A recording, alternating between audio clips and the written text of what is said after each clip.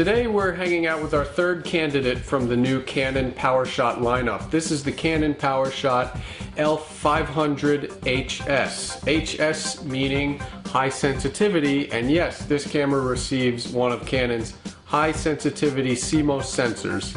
It is a 12.1 megapixel 1/2.3 inch sensor that specializes in low light. The PowerShot Elph 500 HS also receives 1080p HD video at 24 frames per second. This camera has the new toy camera and monochrome image filter settings. But perhaps the most important feature for us is this camera's f2.0 aperture, making it even more conducive for low light shooting. Of course, Canon tacked on the new movie digest mode, and we get super slow motion video.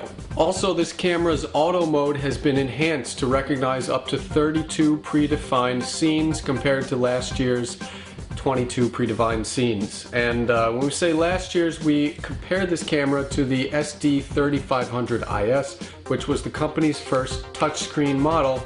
And yes, that is another thing that this camera specializes in, touchscreen action. Design-wise, this camera is actually styled after the SD4500 IS. They look almost identical, but we have the same kind of architecture as far as external controls as the SD3500 IS. We get a 4.4x optical zoom with shutter button zoom toggle, and this camera has a 24mm wide angle lens, which is great for shooting close-ups and framing a lot more into your shots. But obviously the main event is image and video quality, and we're here to tell you that this camera, because of its HS sensor, gave us a boost in low light. We actually get a higher ISO ceiling. We get 3200 compared to last year's 1600. And this camera also has handheld night scene. It has low light mode.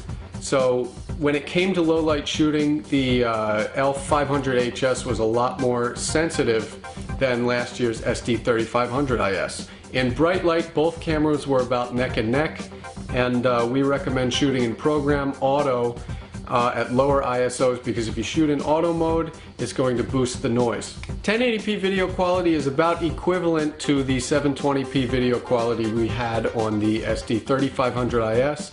We just get a larger resolution. Also, low light sensitivity in HD is really not that great, and motion takes a little bit of a hit because of the 24 frames per second, but you can shoot at 720p 30 frames per second. Now, a lot of shooters are going to use auto mode on the Elph 500 HS, and we're here to tell you that this is one of the best auto modes you can shoot with on a camera in this price range. The camera recognizes scenes very well, and it just takes 1 second to tap on the screen and track focus any subject. Also, we like the touchscreen in playback, which let us swipe to the side and tap to zoom. It's a 3.2 inch capacitive touchscreen with a 461,000 pixel display.